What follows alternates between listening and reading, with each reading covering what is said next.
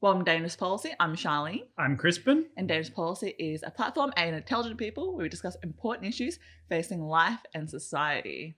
How are you, Crispin? I'm excellent, thank you. Yeah? Yeah, I mean, all things considered, we've been going through these Groundhog Day lockdowns, which are just insane. Sydney has had a major outbreak, which is spreading over the country, creating a lot of, closed borders.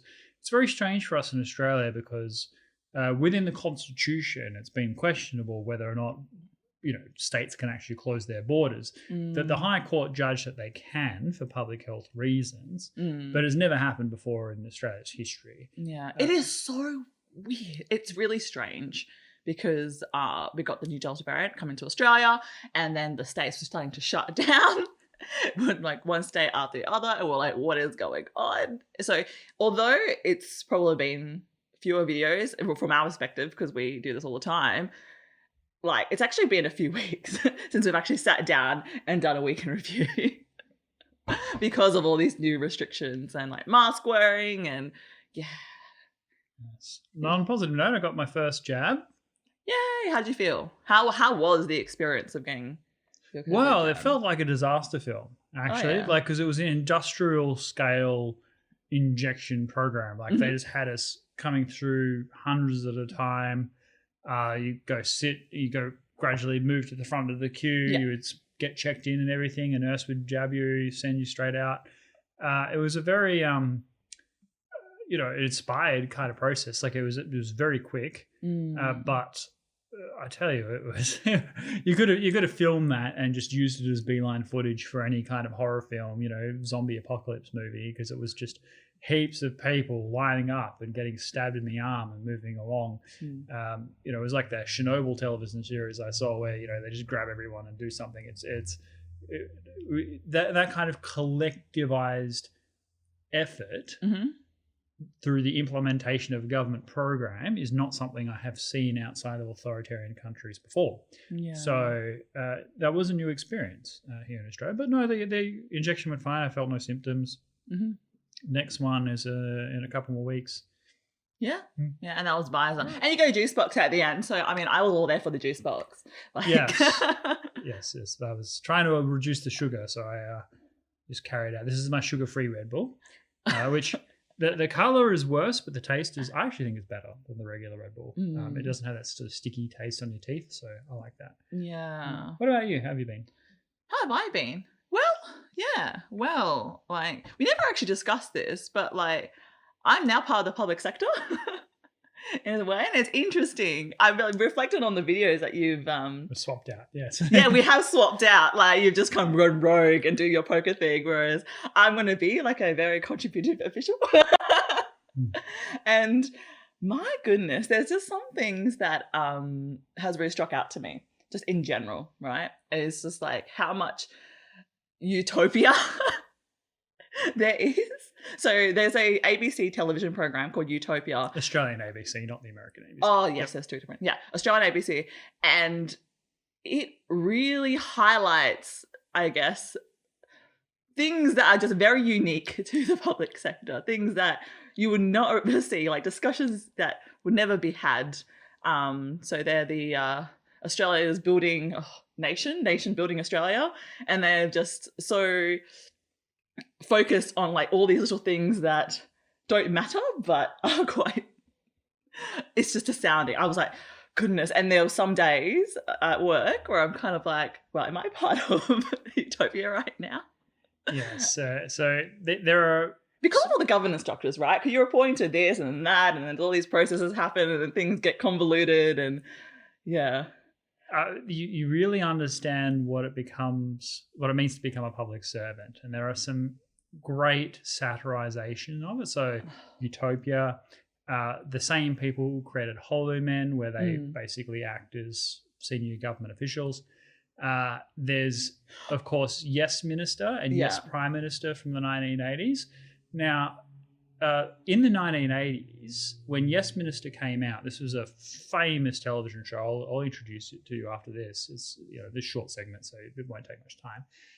But it had a massive influence on the British structure because it brought home to ministers in such a dramatic and hilarious way how much they were controlled by their public officials that it led to a revolution in the 1980s. So Margaret Thatcher, when she was Prime Minister of Britain, the most infamous Prime Minister of the 20th century, where she completely reformed everything. Well, her whole, so-called new public sector management of tearing apart these mega departments and having them all compete with one another, that was to break the back of these public servants who, through this television show, had shown just how much they dominated the way that the British government operated.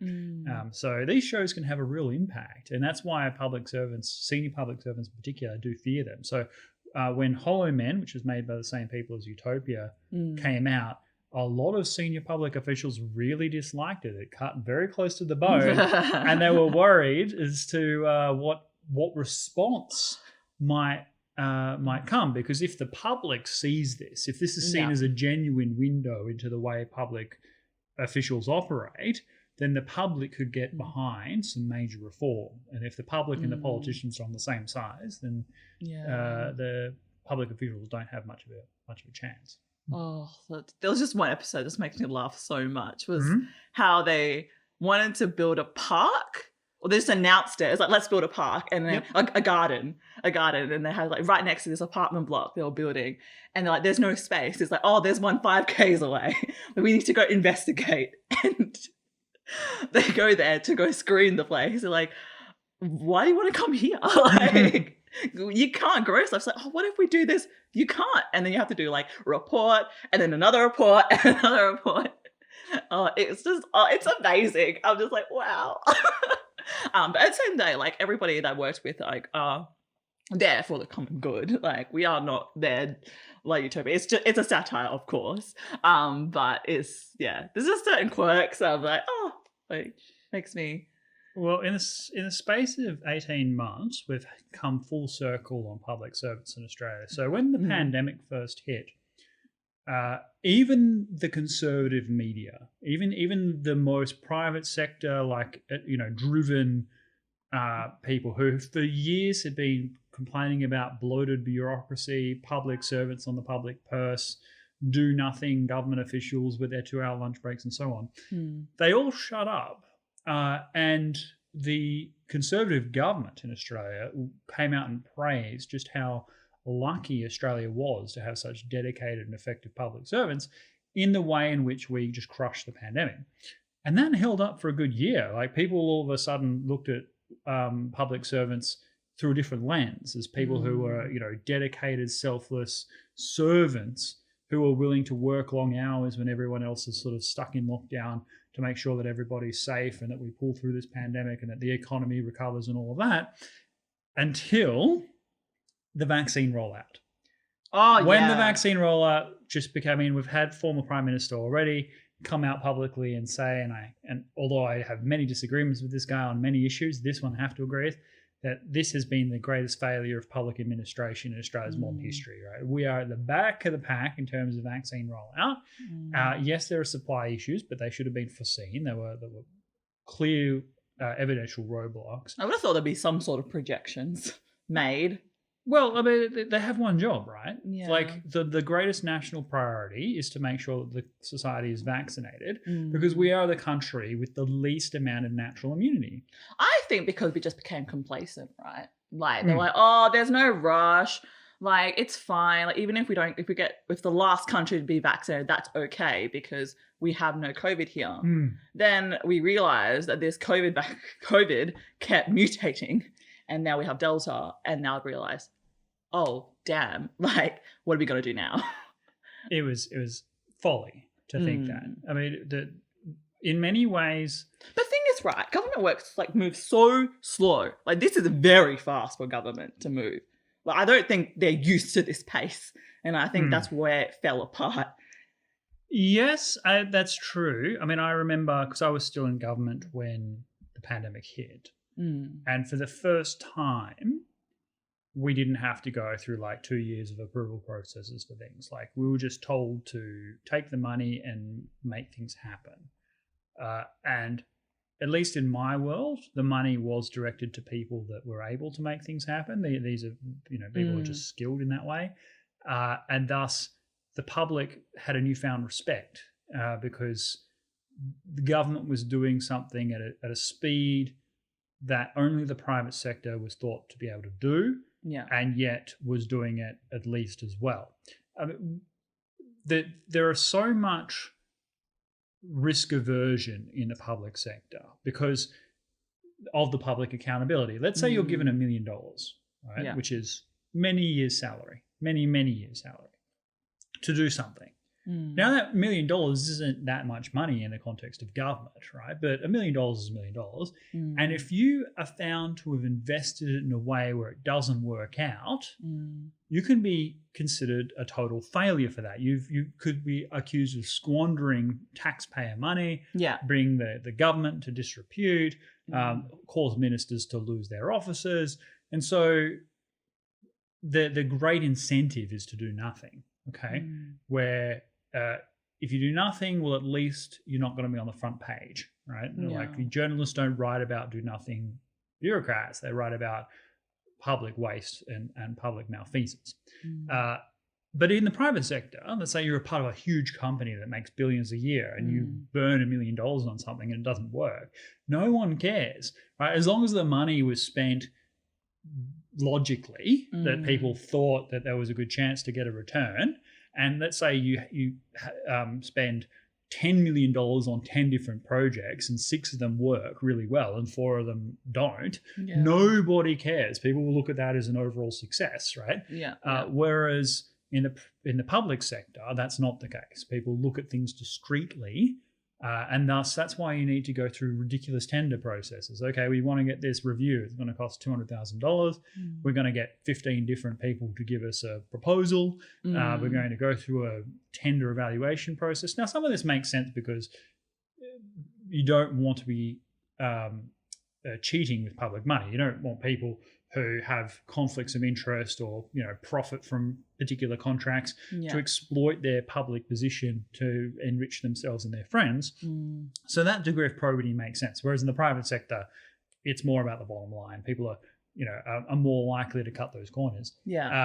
So some of those delays make sense, but then a lot of it is to defend the decision. Right? Like, oh, we didn't work. Well, we went through this massive process. You can see all the evaluations. You can see that this group had the best proposal. It wasn't our fault that it didn't work out. X, Y, Z happened. We couldn't have foreseen it. It's to protect the reputations of the people involved. And that leads to desperate inefficiency. So much money is spent to protect people. Like a lot of the wasted money is in the preparation of spending money. And so, but we have those checks and balances. But it is a lot about reputation because when things go wrong, things can go wrong. Especially if you deal with certain groups of people that you need to have stakeholders on your side in order to cooperate. Otherwise, once there's distrust within the government, then it kind of all falls apart. Right. So I don't know. Yeah, it's so hard. Like sometimes I just like bang my head against the wall. Like, why can't we just do this quickly? Because as I listen to you, like that happening in the private sector, being like, oh, like this and makes a mistake. That's okay. Like move on. I was like, wow, my mind is blown because I'm so conditioned to like having this process must be done. Then we go to this. And what if they question this? Okay, we must do this whole block of work to make sure we cover our asses. Like. And then all the stakeholders. I mean, if you're a business and let's say a group of a particular type of retailers are upset because you've changed your business model in such a way that is more efficient for you to sell a particular product, well, the business doesn't care, right? If there's some kind of reputational risk there, there's some sort of goodwill benefit or whatever, the business might throw a bone.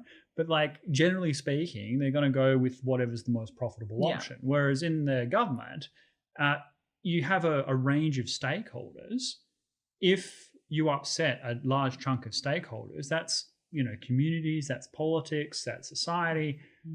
Your interests are much broader than delivering like more efficient defibrillators to ambulances, right? Mm. Like you've got various things you got to consider.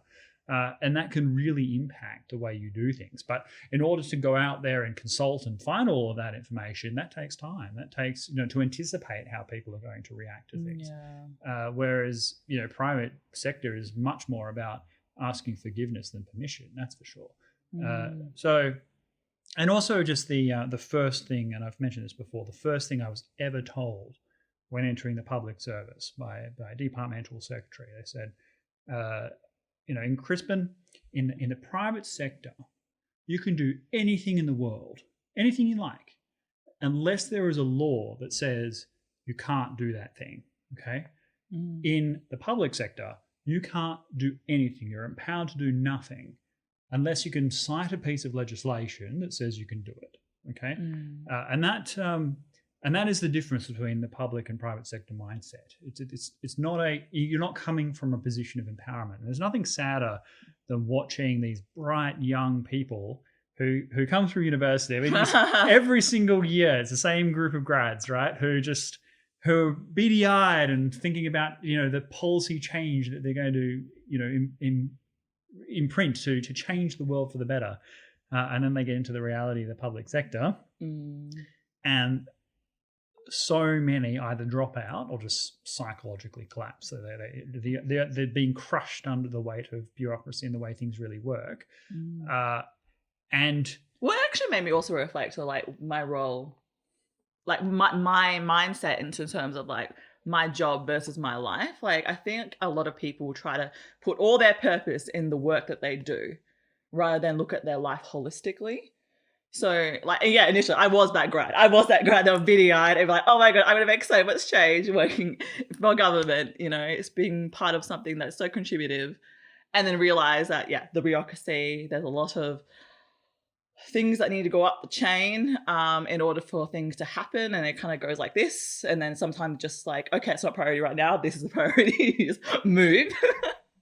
Which is kind of like, I've done all this work. Okay, the drop, which is just the nature of the work. But it's also made me realize that, I've got to work in things that are in my control. So outside of work, that's where I know I can make things happen. Like you shared that story of your friend picking up cooking when they worked for the public sector. Yeah, so I had a friend who was a grad, got their dream job in the public sector. And a year in, they're like, Crispin, I make sure that I cook dinner every night. Like I've gotten into cooking, so I feel like I can achieve something in a day. It was a really depressing thing to hear, but not at all unusual. I think what we need to do is, I might do in a future video, is like do a sort of a quadrant of what makes a good public servant long term. Because there are people who remain idealistic and drive positive change, but just can't deal with the bureaucracy, the politics, the grinding kind of, issues that deflect from priorities and so on. Yeah. And they get burnt out, they get despondent, they might even get suicidal, and they will find something else to do with their lives. So they will stop being a public servant. Then there are people that become just completely jaded, totally cynical. They've lost all motivation for the public good. They come in, they do the minimum each day, which isn't a lot in the public sector. Like you can get away with just skeeving quite easily. And they start thinking about other aspects of their lives that give them value and merit. So they stay with the public public service because of the security, because of the salary, because of the stable kind of hours, work-life balance, able to raise family. But they focus on other areas of their lives and they put in their reports and that's it. Then you've got people who are what I would say probably careerists who have worked out the way the system works, work out what it takes to become, like a rapid rising kind of public servant. And they, I would say, like the arch implementers, like people who can work the bureaucracy, work the stakeholders, manage up really well, but they don't tend to be necessarily very well liked by people. They're not necessarily particularly impactful. They're just really good at being institutionalized. They understand the Mandarin aspect of the public sector. And then there is a very rare breed who, very rare breed, because they're contradictory traits. These are not things that sit very well together. People who always have the public good in the back of their mind, but can separate that from the bureaucracy with which they work, right? And these are people that have the talent of the careerists, i.e. they understand the way the bureaucracy works, the art of the possible versus the, idealistic and so forth, and can, through careful, playing the cards that they have, deliver public outcomes that are good for the community. These are very rare. I've had the privilege of working for a few of them, and but they are rare. They are the rarest group. People who are very intelligent, and they just follow kind of the Machiavellian dictum of, one should always strive for good, but know how to implement evil if they need to. And that, applying that to the public services, that they're working for the ultimate good, but they have to work and wheel and deal and do the compromises of the public sector, which is culturally and ethnically countervails to that outcome. So. Yeah. Is there any way to be mentored in that way? If that seems to drive the most change? Oh, I wouldn't say that. No, I think everyone can play a part in it in some way. Like, I think it's leadership driven. Yeah. Okay. If you've got people in the senior executive roles who are always thinking outside the box, then you can do it. Like, it requires people to think about the ultimate end game. Like, let's say the government of the day says you will implement this program aimed at suicide prevention, right? Yeah. And you, like a careerist, would implement that program really well. They would think of like how to cover themselves in the event of anything going wrong, to be able to get all the different paperwork and things lined up, to make sure all the people who might be resistant to the program are brought on board, and they implement that program, and the government taps them on the head and says, program delivered, well done. Whereas the truly great public official will, of course, faithfully implement the government's program, but at the same time think very hard about what the government really wants to achieve by this program. What's the political imperative? What's the public, outcome imperative? What's the community benefit imperative? And work towards that, and know where they can tinker with things to make that outcome a reality without changing the integrity necessarily of what's being done, to be able to continue to give credit to the government, the politicians who have announced it, and still work things in a way to get around problems in such a way that the public ultimately benefits.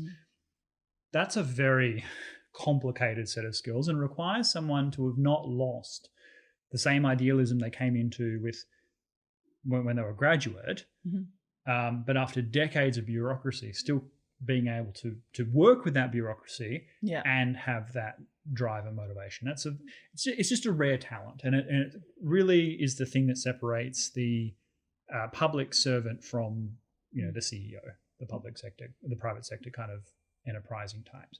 Yeah, I've definitely seen public officials that have been successful have very strong relationships with a lot of people beyond government. Like, they just have relationships everywhere. And I find like the projects that have been most successful is sustainability, of course. But yeah, being able to tinker with all these different factors in place and who's affected, and get others to also champion the same thing rather than it being one stagnant line end game. It's actually a lot bigger.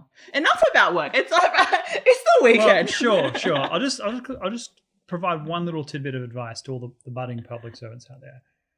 Aside from writing, which is just a skill everyone must have, your objective in order to advance yourself in the public service is, whoever your boss is, whoever it is you report to, your job in life is to make them look good. Okay. And I don't mean this in a nefarious way. Like, this is really important. Okay. it means that you have to be across, like in your little bit of work, all the questions that your boss is likely to be asked by their bosses or by their minister, right? So you have to be able to have them well briefed, answer those questions so that they feel properly supported by you, okay? And the more trust you have in the public service by the people you report to, the more empowered you will be to make decisions of your own. Okay, so just keep that in mind, and it's a currency that you only squander if you have to. Now let's go from one end of being absolutely sanitized to the other end. You talked about Ollie London. Oh yes, okay. Yes, Ollie London, and I had no idea. Okay, my background: I used to be really into this K-pop community. A long time ago. And that was, for those K-pop lovers, it was probably the peak of SHINee and Girls' Generation, where I was like, this is like my people.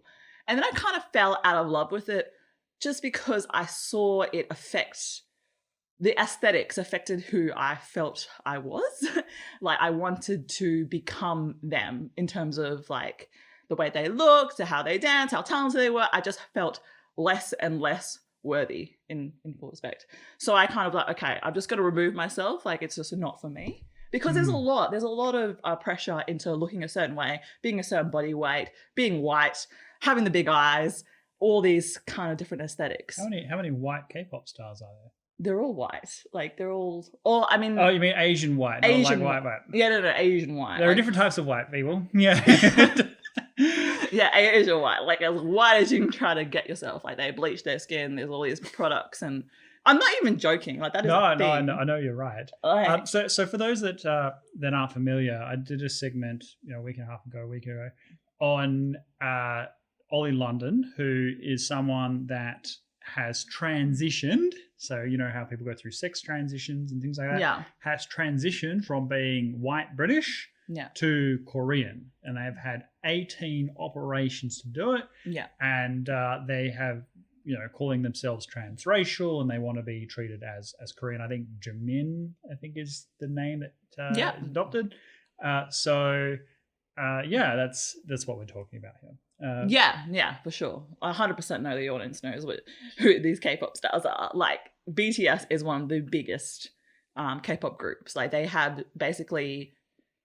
It's quite weird because I never really imagined that K-pop would go mainstream as much as like that Gangnam Style video did. Yeah, I know that one. I don't know. The Gangnam Style. Yeah, the Gangnam Style.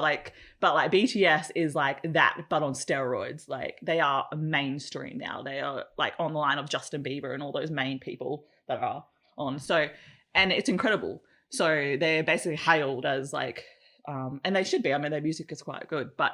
Like that video really did challenge me in terms of the whole intersectionality question. Can you change your race? Like you can change your gender, like how, and it kind of got me angry a bit because when I was editing the videos, I was like, everything is so, how to say, there's such a double standard with this argument as I kind of delved into it with the graphic intersectionality, that if you can, these extreme on the left, the left extremists say that we will accept you for who you are, especially if you don't believe you're in the wrong body. If you believe you're in the wrong body, how the way you dress, we will not criticize you. The way you call yourself will not criticize you because we understand. And we want you to feel included. You're welcome in our group. But then the very same people, once you say, I'm transracial, we want to criticize you for the way you look and the way you present to the world. We don't want to accept you based on your own DNA and where you've grown up in. And you deserve to basically be cancelled. It just doesn't add up in my head. Well, that is a very... that's because you have critical thinking skills and can analyze a situation with a process of logic. I mean, there's a few things I'd say. First, this Ollie London character is clearly sincere. This is not a person who's doing it for attention. This person has spent $150,000 speaks Korean, lives in Korea, and has genuine identity crisis. Mm. And when they explain why they've done this, it's articulated well for exactly the reason you've described. I identify as Korean. I feel this way. I feel like this is my people, and I'm, adopting as much of those traits as I can, so as I can feel more like myself. Mm. Now, this is against my own ideology. When I was looking, sort of the history of the gay movement, for example, in the 1970s, when homosexuality was sort of becoming a thing where people talked about it, and it was still kind of really out there. It was still seen as something very unusual, even though, of course, it was just in the closet. And then there was this famous movie, which you should watch, called Dog Day Afternoon, where Al Pacino, a young Al Pacino, holds up a bank. It's a bank robber's hostage film, right? Okay. And he holds up a bank because he's trying to raise money for his boyfriend's sex change operation, right? Because his boyfriend has said, "Look, I've been born in the wrong body." Mm. Now that phrase, which I heard throughout my childhood when people were asking me, Mum, Dad, why are people gay? Blah blah blah. Like they would say, "Oh, some people are born in the wrong body," and I've never been comfortable with that phrase. Even as a kid, I was like, why do they have to be born in the wrong body? Why can't they just be attracted to people of the same sex and be born in the body they're born into? That seems more logical. And I never got a satisfactory answer out of the adults for that. I was like, why is it necessarily the case that your entire body is incorrect just because you have a personal predilection? Mm. And so, for example, there are gay people that I know who are effeminate and male, and they otherwise, like, they do a lot of feminine things, and they're gay, but they're definitely male. And there are guys who are like men's men, right? These are like really into their masculinity, really macho, but are also gay, right? Yeah. I would never, and they'll speak with a really low voice and make sexist jokes and things like that. And they just happen to be attracted to people of the same sex. So I've never accepted the argument that people are born in the wrong body, right? Because there is it implies inherent in that statement. There's a right body. A right body, yeah. Like there's some kind of guiding hand where you're all in a machinery factory on a factory line built to specifications. And if you're sitting outside of those specifications, it's not just a variation, it's a defect. Yeah. And I've never accepted that. So the whole trans ideology is something that I struggle with because I think it's based on a cognitive defect, cognitive failure, right? But that said, if we accept the logic of the transgender movement, then you must accept transracialism. In fact, transracialism is much easier because sex chromosomes exist in every cell in the human body, whereas we're talking just melanin in the outer surface of one organ, and right? then where the chance of where you were born in the world, like that is, and you can get a new passport really if you jump through the hoops enough, and And so the question then becomes, why would the transgender activists not accept transracialism? Why is it that they say you can change your sex but not your race? Critical race theory? In a word, yes. Because according to this ideology, you divide every person based on their immutable characteristics, except for their sex, into oppressors and oppressed. Right? Yeah. So if you're a cisgender, white, heterosexual male, you're the oppressor. And that the entire world has been one colonial narrative in which everything has been adopted to suit your oppressors, sustaining your oppressing ways. And according to this ideology, if you don't accept the ideology, this is circular logic, if you don't accept the ideology, one of two things is true. Either you are an oppressor and you're benefiting from the status quo and you don't want things to change, or you've been so absorbed in this sort of water that we're swimming in every day that you don't notice it because you've internalized your victimhood and oppression. And it's up to the enlightened usually white, kind of coastally US educated people, to enlighten everybody to the oppression that they are actually suffering, even if they don't feel it or experience it. So when people transracialize themselves, particularly if it's from an oppressor to the and oppressed. oppressed, it's not accepted. It's considered cultural appropriation. So Rachel Dolezal, who was, a white woman who identified as black, or in the case of, Ollie, who sort of did a weird sidestep and has only partially been criticised for going from, British to Korean,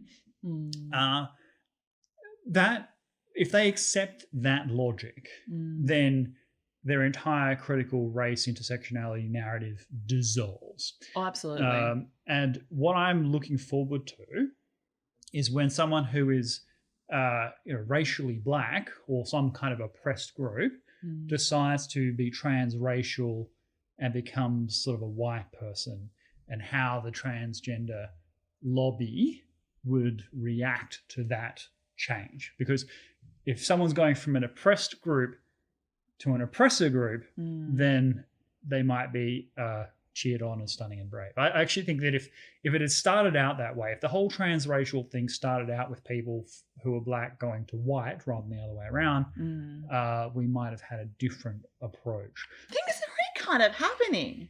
Like, it is already happening in some cultures. Like, being white is valued in some cultures as beauty. Like, people are bleaching their skin, but they're not. But I guess it's just not seen as cultural appropriation, actually, at all. Well, yes, but you won't convince these activists that this is like what they would say is that colonial beauty standards of where people are white have been imposed upon the subcontinent in India and Asia. And therefore, the only reason the geishas, they never existed before, before white people came along.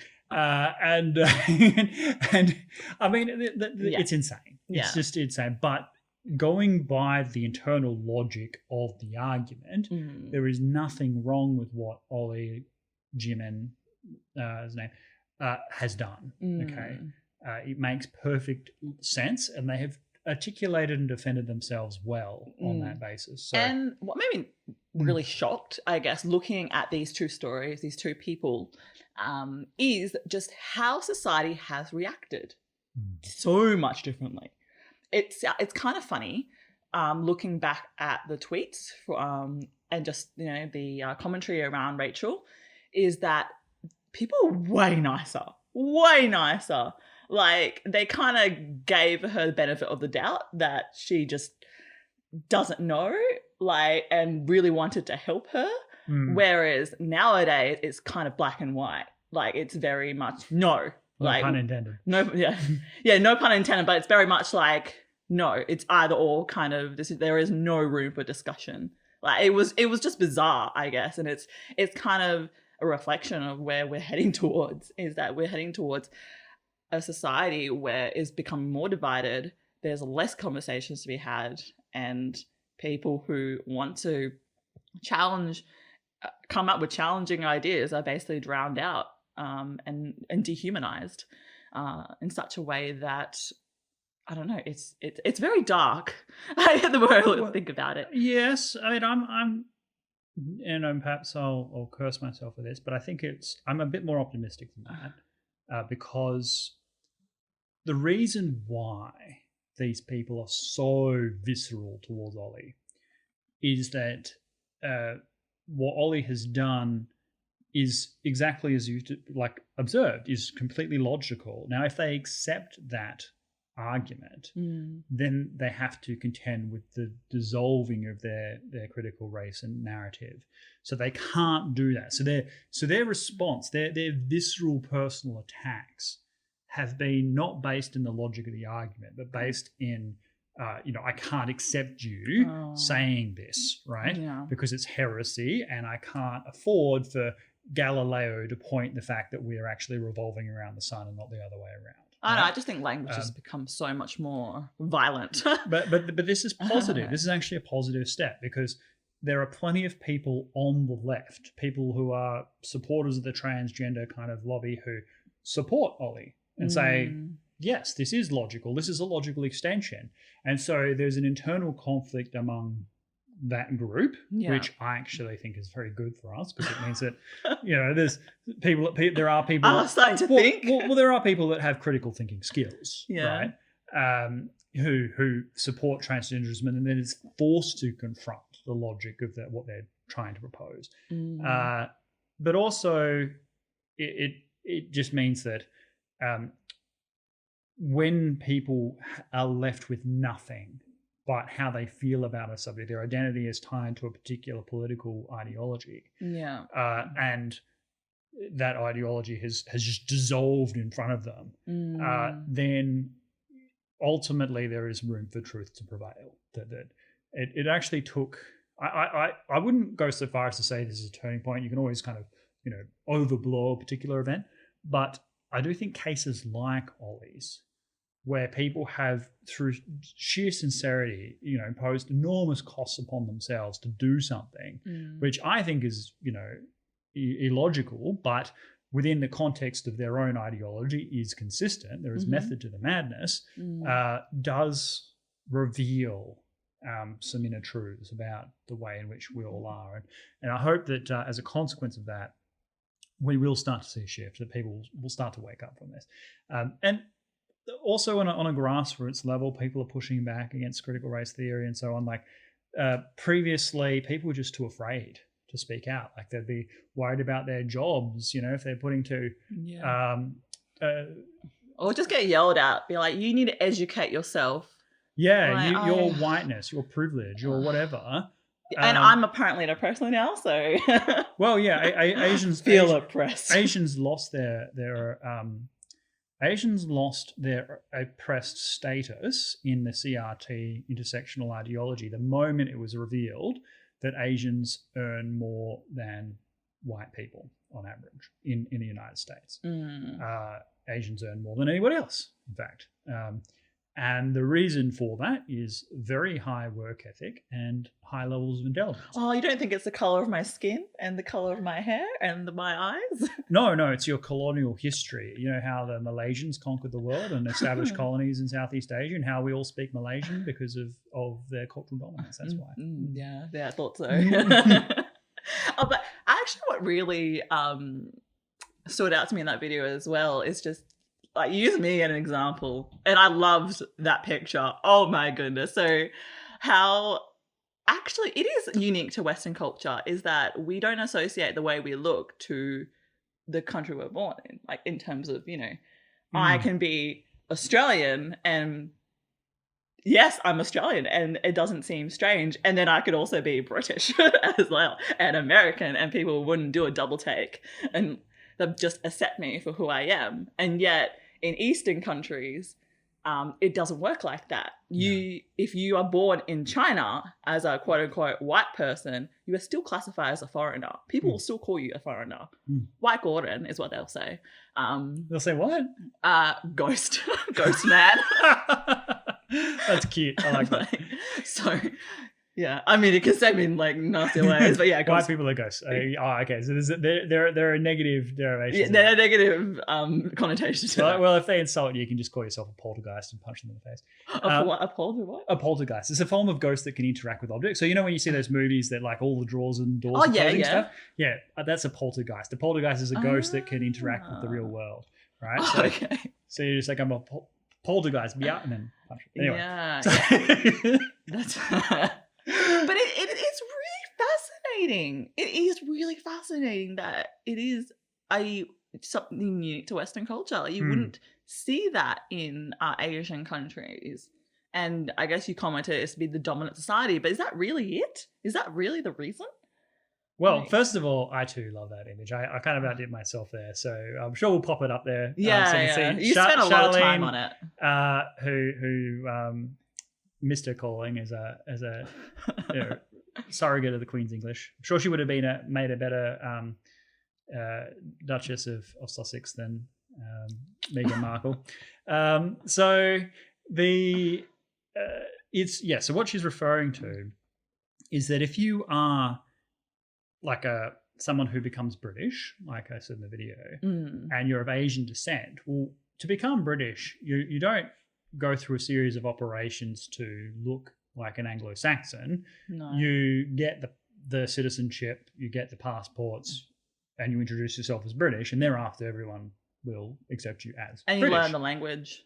Yeah, Makes learn it the easier. language. And if someone like asks you, well, what's your family background, you might provide an ancestry kind of lineage, but no one will introduce you as, the foreigner. Like they'll introduce you as, oh, she's from, Cornwall or whatever. So that is not the case in Asia, where, or in the case of, as reflected in what Ollie has done. Like Ollie looked like an Anglo-Brit and went through a series of cosmetic interventions to be accepted as Asian looking, right? Yeah. In order to be Korean. And when you listen to Ollie speak, they're not saying, oh, I'm Korean, like I'm Asian, saying I'm Korean, right? So Asian would be, there is a kind of a racial profile, say on those little drop down boxes, what race are you, Caucasian, African, whatever, and then Asian is on that list, right? Well, Ollie's not saying that. Ollie's saying a nationality, Korean. So inherent in that is the implication that in order for you to be accepted as a particular nationality in East Asia, you need to look the part. And certainly in the case of Japan, that would be very strong. 99% of the population you native Japanese. So homogenous is their society that they have blood type racism, where people are biasing against each other, not on their race, but on the blood type that they have. That's crazy. And the Han Chinese, the Indians, like all of this does have a ethnic mix. Now, if you ask the question, what's the cause of that? I would say that there's only been an approximation in nationhood in East Asia. So we had the 30 Years' War, sort of 1618 to 1648, where the Protestants, the Catholics, the Calvinists were all at war with one another. And at the end of that bloody conflict, so by far the greatest conflict in Europe before World War I, the solution was that we would have a nation state where you would have a government and they might be of a particular view, disposition, but they had territory and their role was to serve the people of that territory, right? Yeah. And the people of that territory could be of a various mix. They could be multi-ethnic, multilingual, and it didn't really matter, okay? Like all they had to do was agree that they were a particular nation. Whereas in the case of East Asia, that never happened. What you had was civilizations emerging. So the Han civilization, the various dynasty, the Chosun Koreans, and as a consequence of that, what they shared was language, blood ties, civilizational narratives and history. And they kind of just drew borders around that. So it's much more ethnically aligned. And even those countries that were colonially impacted, so Vietnam, Malaysia, Indonesia, like these were Dutch colonies, Portuguese colonies, French colonies, and when they were decolonized, when they had nationalist movements, the political system that emerged was usually along ethnic lines. So Malaysia is a great example where, yes, it's a sort of a democracy. You've got many different parties, but those parties often represent ethnic interests. You've got the party that represents the Chinese Malays, the party that represents the Indian Malays. And so they adopt a more ethnic identity separate to sort of national identity. Whereas in the United States, Britain, Australia, your national identity is separate to your race, essentially. Interesting in the case of Australia because until the 1970s, we had the White Australia policy. There was a concerted effort to maintain a racial dominance. But the motivation for that, I would argue, hypothesis here, I need more research, but the motivation for that is not to preserve the color of one's skin, but to preserve a culture and tradition. Like at the time, we were a European society marooned on this massive territory on the edge of Asia, the most populous center of the world, wildly different standards of living. In 1910, Australia had the #1 living standard in the world, the highest income per capita of any country, right? And compared to, you know, the masses of poverty that existed all throughout the Asian Pacific region, right? So there was a grave fear that the Asiatic hordes would just take over and we would lose all this territory, right? I mean, we already has, no joking. Yes, but no, you actually make a very insightful point there, right? So we'll come to that. So we adopted this strict immigration program that you had to be white from Europe, preferably from Britain, if not Britain, then Ireland, if not from Ireland, then the Mediterranean after the war. And we incorporated all of those elements really well, right? So after the war, you had the Italians and the Greeks. My father's side came to Australia then. That's when you got the cafe. That's when we got all the great coffee. You know, all of that emerged. Australian's coffee is like #1. Easy #1. It's the only country in the world in which Starbucks failed. We'll do a video on that. So all of those elements were incorporated really well, and then in the 1970s, the White Australia policy was dropped. But by that stage, the European culture was entrenched. The dominant culture was entrenched. Right. So now 8%, so a decent percentage, 8 or 9%, it's like nearly 10% of the population is of Chinese heritage. Okay. Now there's sort of a national security question because we're like, oh, you know, the Chinese government tries to control Chinese diaspora anywhere in the world, and having 10% of your population Chinese, question over loyalties and things like that. I don't have that anxiety because there is a culture in Australia that is the dominant culture that the Asians themselves have embraced, right? So one of the things that makes us really successful as an immigrant culture is that in the space of one's home or in the space of one's private social circles, the preservation of traditional culture is alive and well. So if you're in a Jewish household during Hanukkah and things like that, you'll experience a really Jewish, you know, thing, right? Yeah. If you're an Italian household, who would making the pastas and everything. If you are, you know, in a Asian household, no shoes in the house, please. Yes. But you're going to eat all the food. It's on the table. It's all shared. You might not understand what my parents say, but that's okay. Exactly. There'll be, you know, the Chinese New Year is very big here, like all of that stuff, and then there is those space that are shared with the dominant culture. So, you know, you have the Indian Diwali where everyone's suddenly Indian for a day. Like we have those shared cultural things. But sitting on top of that in public, there is a dominant culture, an Australian culture that all of these different cultures participate in and share. Okay. And they have buy into that. So whatever the evils of a white Australia policy, it was successful in entrenching this unique amalgamation of Anglo-Celtic culture, which is the dominant culture, which instead of being changed through immigration has been adopted. And so I genuinely believe that immigration has been a great thing for Australia. That doesn't mean to say that I think more immigration is always better or more diversity is always better. I think there is a calibration, but to date, to modern Australia, it's been fantastic. But that's because we don't have a racial underpinning of what it means to be Australian, just as there isn't a racial underpinning of what it means to be American. The British case is a unique case because that the Indigenous culture is also the dominant culture, which is not true for Australia or the United States. Yeah. So maybe there's like it's really difficult to understand when somebody rejects their own culture to adopt another rather than just, you know, embrace a different culture, blend it in with your own culture. Yeah, well, I think that's also why Britain has a much tougher time.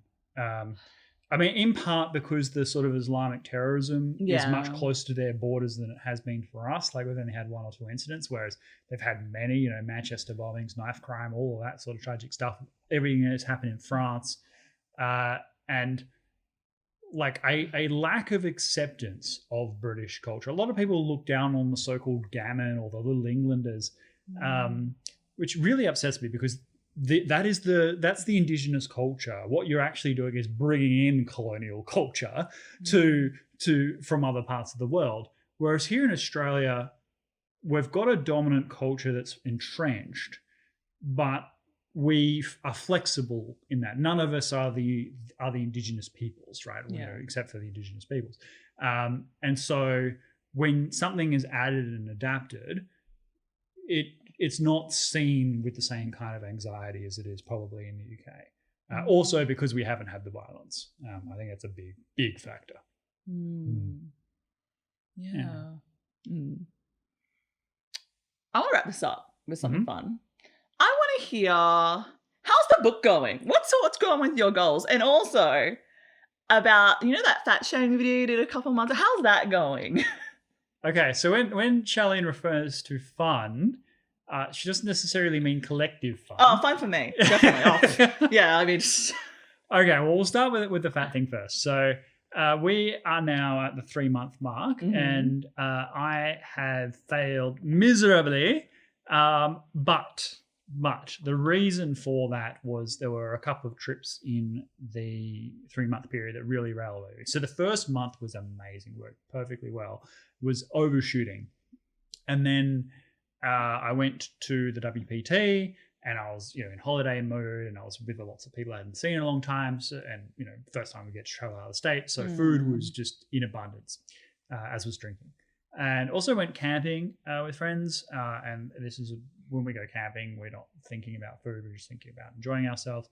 So and drinking. And then I came back and it took me a while to get back on the horse. So that really railroaded me. However, during that period of time, I kind of learned what works and what doesn't work. And so I am very much on the wagon again, and I am confident that second time around we will get there. So watch this space.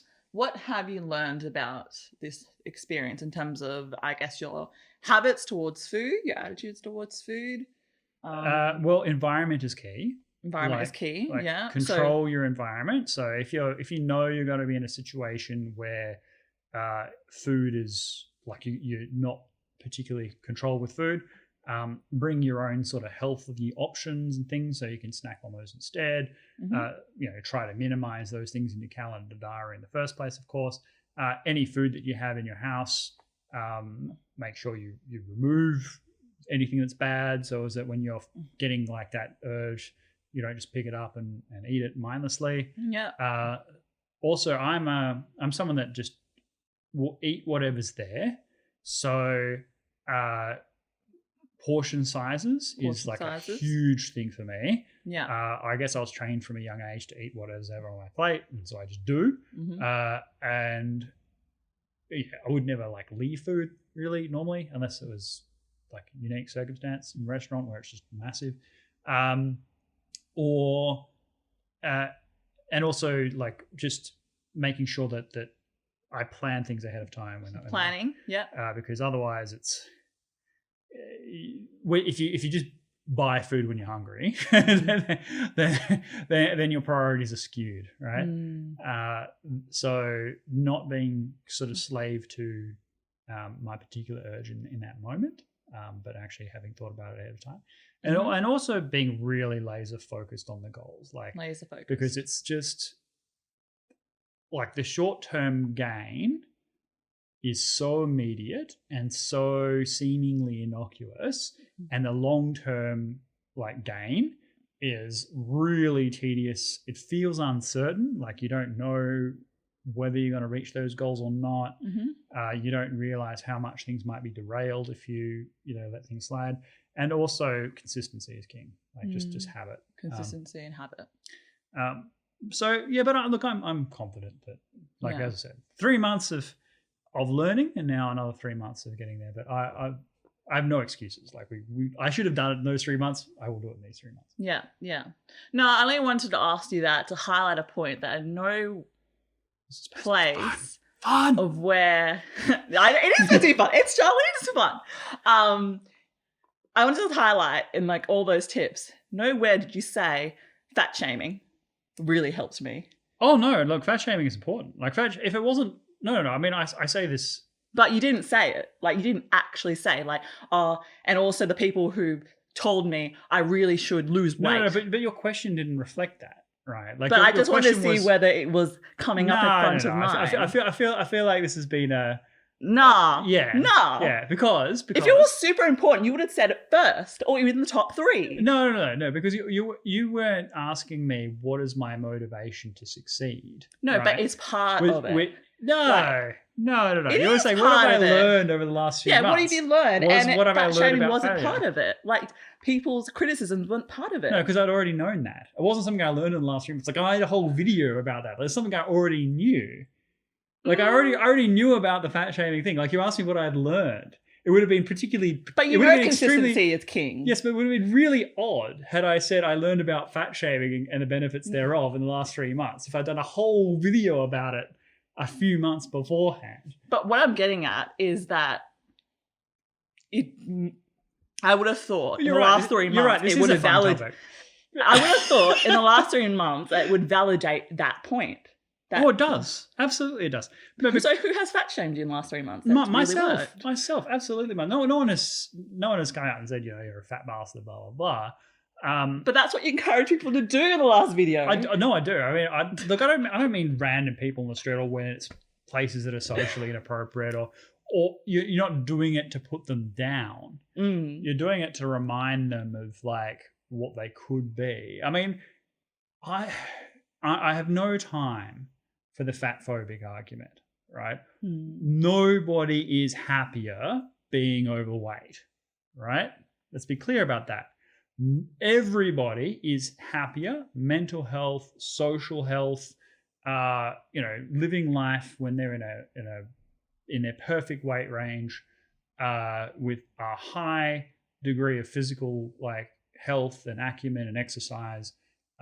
They are much happier people 100% of the time, not 80%, 100% of the time.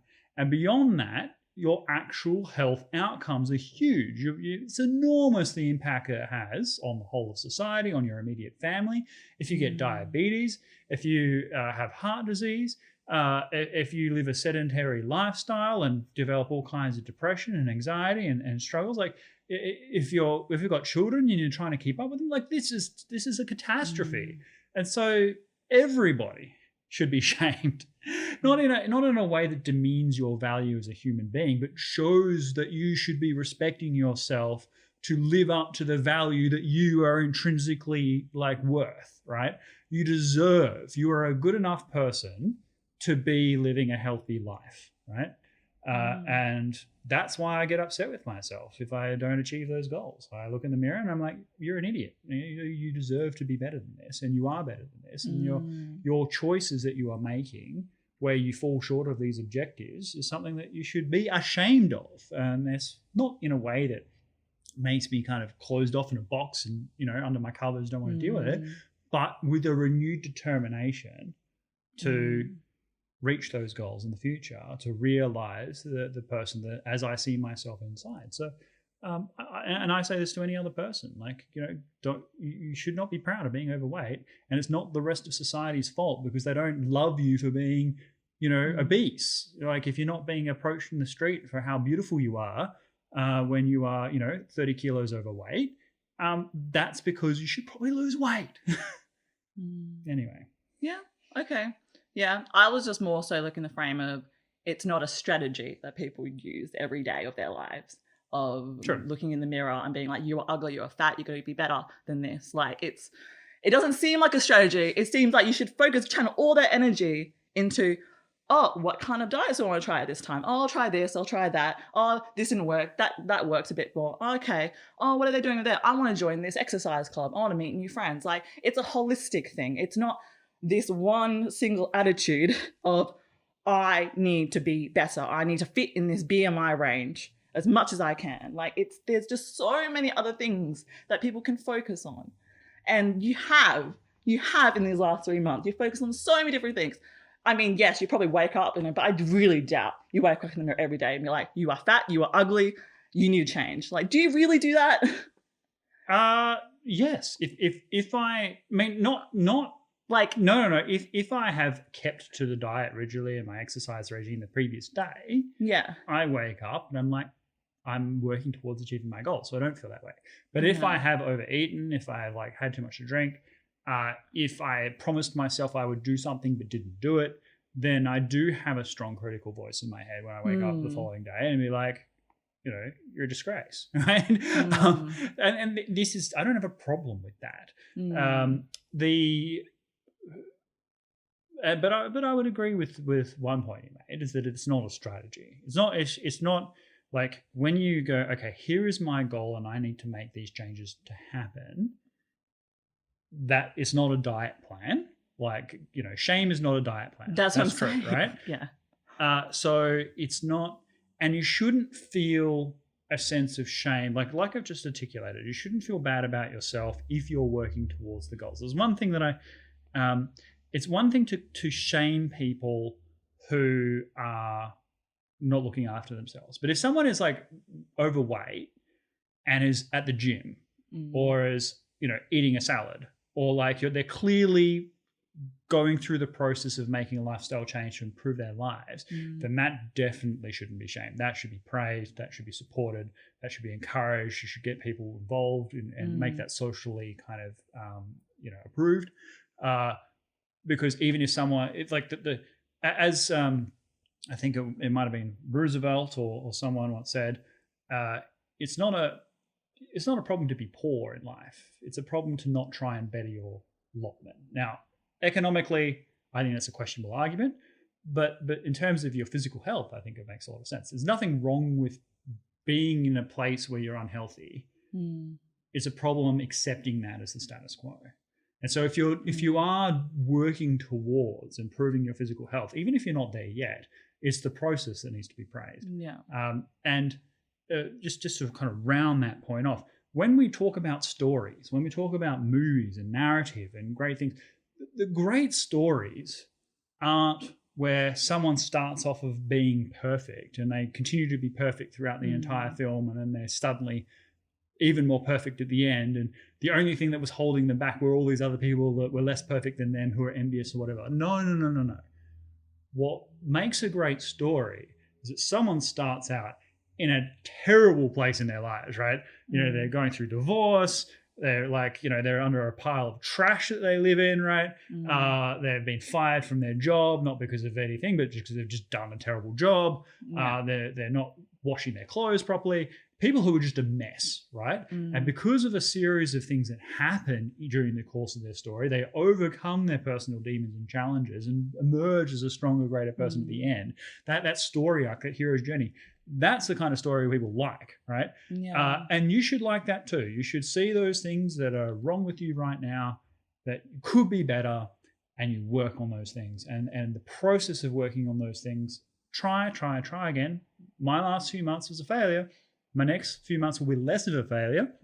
And eventually, hopefully in 3 months, but maybe beyond that, I'll turn around and say, look, smashed it.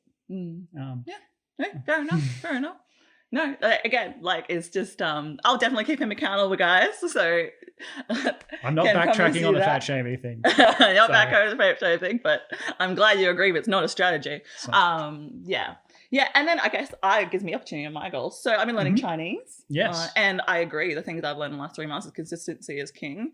And you really don't know your progress, especially with learning a language that, again, it's really hard to measure. Like you might remember 10 words today, then forget all 10 words tomorrow, and then remember it next week. So I've had little wins here and there, being able to talk to my parents a bit more, being quicker in comprehension. But then I think my expectations are so high that I get frustrated at myself that I'm not there yet. I'm just still responding with basic words. But yeah, I think it is going there. And I agree that forming a habit. So I sit on the train to go to work every single day. And once I sit on the train, that's my cue to get on my phone and study new words, and revise new words. And I'm just like, and the thing is, we have to wear masks lately, so I've been able to mouth out the words and not look like a weirdo as I'm memorizing my words, which has been great. And one thing I've really also learned is you just need to really enjoy the process if you want to make some change. I remember when the stage, this was way back, but when I told you about that keto diet, and I was like, I want to lose 5 kilos. And you know what? This keto diet is the way I'm going to do it. And it worked. It absolutely worked. But once the competition ended with my brothers, so I was competing against who could lose the most weight, I went back to my normal diet because it was not sustainable. I was, even though I was 5 kilos lighter, I was the most unhappiest I've ever been in my entire life. And I mean, I could quote unquote be healthier, but mentally I was not healthy. And then, so like applying that same concept to language learning is that I'm enjoying the process. Sure, like I'm not going to learn it in like 3 months, but every day I get new joy of like learning, oh yeah, I remember that word today, and then this word. And then I was just telling you, like when I went to the petrol station, drive my car, I got out and I was like, oh, Chio, and I put in the petrol. Chio is petrol, or gas, wherever you're from. You strange Americans. Yeah, you strange Americans. And yeah, just like the little thing that I just notice around me, which I'm like, oh wow, it's just so much joy just learning and continual learning. So yeah, like we'll see how we go. I don't know again how to measure it, but do I want to? Like, is the question. It's like, look, it's a really great endeavor to undertake. I mean, Mandarin is not an easy language, and learning a language in general is really tough. A lot of people like to promise they'll learn a language or think that they will. Very few people put in the time and it really pain. Requires discipline. It does. So all power to you. I really hope that you keep with it. And look, I mean, you know, you'll be able to eavesdrop on your parents in no time. Oh my gosh, yeah. I know. I went on the train. I was on the train the other day, and there was this child and this mum, and the child started crying. So the mum propped her up and sat next to an ad and started pointing to the picture and just explaining. And it was, I think she was a 2-year-old, but I could understand. And I was like, oh my gosh, I heard she's like a 2-year-old. So yeah, maybe one day I could eavesdrop on someone a little bit older. But yeah, like, oh. Anyway, I don't know about this time or whether we just wrap it up. Oh, I don't know. Yeah, I think we're good now. Let's wrap it up for now. Or... Oh, okay, yeah. Any questions, any feedback, please leave them down below. My mum who watches our channel is like joking that this has come a month in review, but you know, we're always here to chat and everything. But yeah, have you got any other?